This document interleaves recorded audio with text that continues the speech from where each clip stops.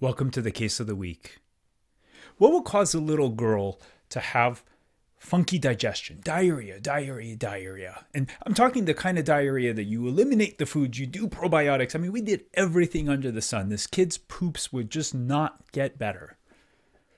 What will cause the same kid to have really poor growth? Just a skinny kid that's not growing well, thin hair that doesn't grow well, constantly the teeth are falling apart, so cavities, dental work, just a malnourished appearing kid, even though they're eating relatively okay. What would cause that?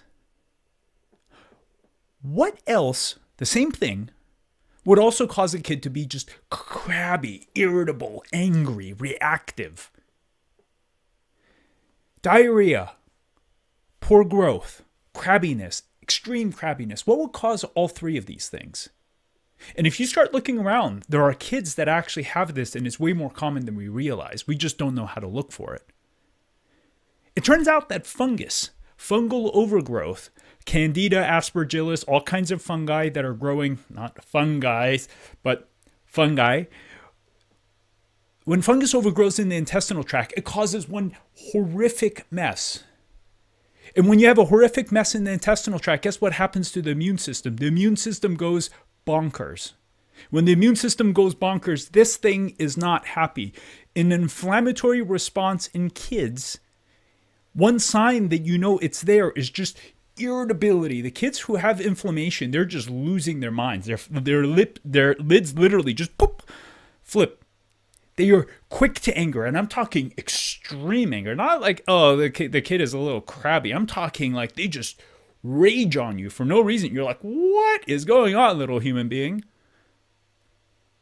Digestion issues, growth issues, flip their lid, fungus. And I would venture to guess that it is happening way more often than we realize, probably somewhere around 1 to 5% of the population. Perhaps you, your kid, your kid's friend, have this. Now, I'm not saying that fungus is the cause of all evils, because there's so many conversations out there where people are like, Candida is causing everything for everyone. No, it's actually infrequent. Again, somewhere around 1 to 5%. It's not that common. But when it's there, it's a hot mess. It causes the kid or the person, bigger person, to be a hot mess. As in the case of Sally, what had thrown me off is initially we had done all of this stool testing and everything was normal. So I was like presuming like, hey, you know, if we just spent $300 on a poop test, I'm pretty confident there's no fungus. Wrong. One of the things that I realized was that stool tests only check for the last part of the colon. That's where the poop is, right? And that is the constitution of the poop that you're sampling. As fancy of a tester you're using, you're getting just the last part of the colon, which means the rest of the intestines you just completely missed if there was an issue. And how we came to find out Sally's issue is as we were going through everything, and literally I had gone through Sally's chart, I'm like, what am I missing? What am I missing? So finally, we did this urine test called the urine organic acid test. And there's a few companies out there that can do that. Great Plains, Genova Diagnostics. And if you work with any holistic practitioners, they can order this. And you can also do a simple test, which is a urine oxalate level test. And if that is really high, chances are you have fungus. Because when fungi cause intestinal irritation, which they almost always do if they're overgrowing, that intestinal irritation causes a leaky gut, as we say. And that leaky gut causes oxalates to start recirculating. And I had shared before how oxalates themselves cause a hot mess. And they can irritate the brain. They can muck up energy production. They can throw off hormonal function. Oxalates cause a big mess. And fungi are one of the reasons why we can get oxalate changes. What was really cool is once we figured this out, and I had this kind of like holy Jesus moment, like, damn, how did I miss that? You know? Once we found it, we did some nystatin, we did an herbal blend of antifungals, and the coolest thing happened. About 2.5 months later, the mom reaches out to me. She's like, Sally is not perfect, by no means. We're not done. We've got a lot more work to do. But she reached out to me. She's like, Sally's more calm. She's able to regulate herself. She's still fiery. Like there's other things we need to do to help Sally. But in comparison to before, and Sally losing her mind every day over nothing, she is now more calm. She is less prone to anger, still prone to anger, but less so. Able to manage herself better. And the coolest thing was that her poops were normal for the first time in a very, very long time. She was having normal poops. The mom is like, oh my God, her hair is starting to become thicker. The prior dental issues with the enamel, I took her to the dentist, and the dentist is already seeing changes in the enamel. And this is when I was just like, what? And you know, these are the kinds of things that I don't believe until I see them with my own eyes, or my family see them, and then they're like, hey, this is what happened. I'm like, that is so cool. These kinds of things are possible.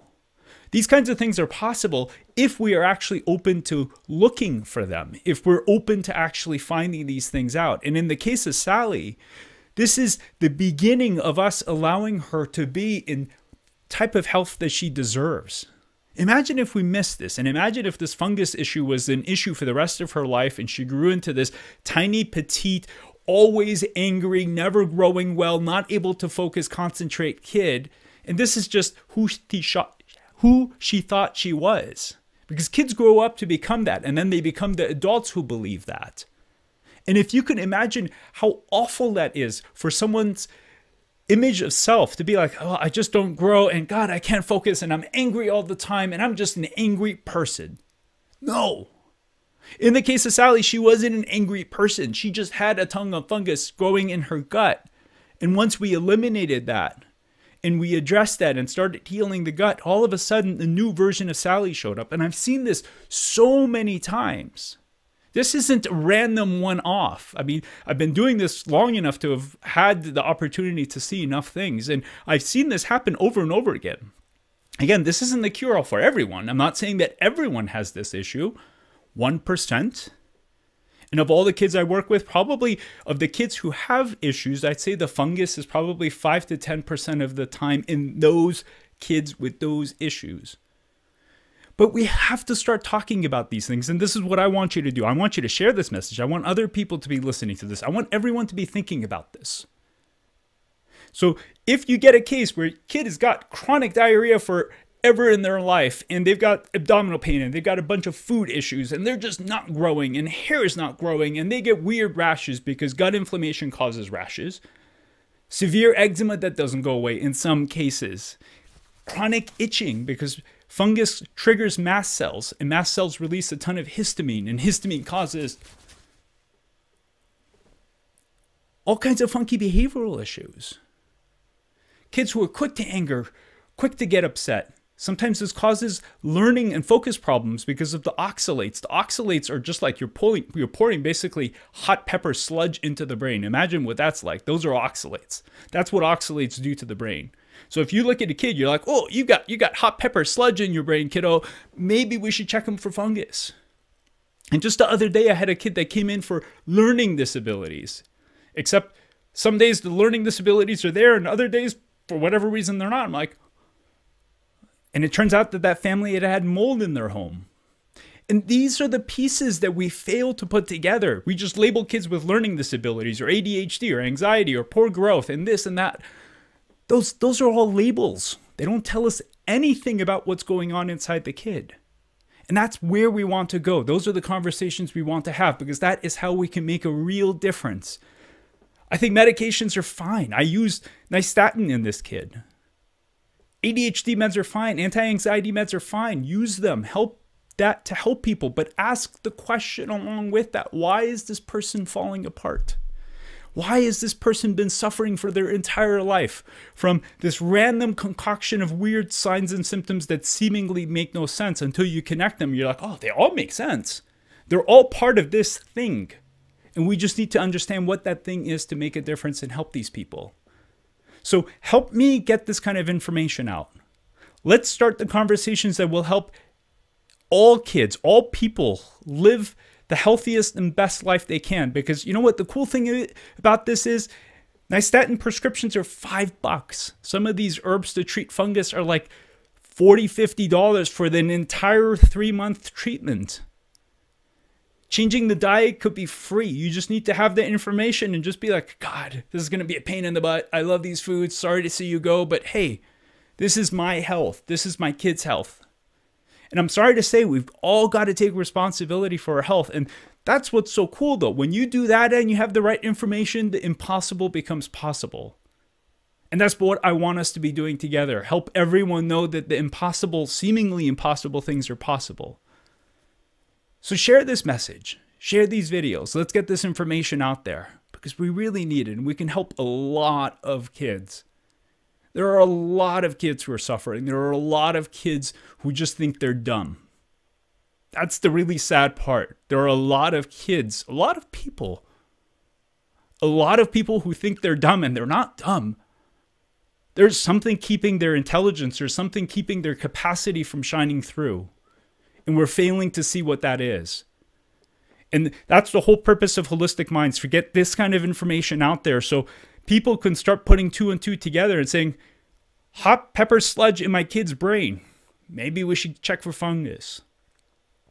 And we're going to be sharing a lot more of this. There's going to be a lot more messages coming out. There's going to be a lot more videos and a lot more information that can empower you to help your kid, to help your family, and if nothing else, to help your community. Because if you look around, there's someone within your community who has one of these things that we're talking about, and we can help them.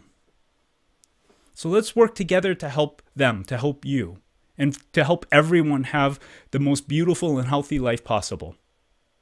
Thanks so much for watching. This is Dr. K. Be well.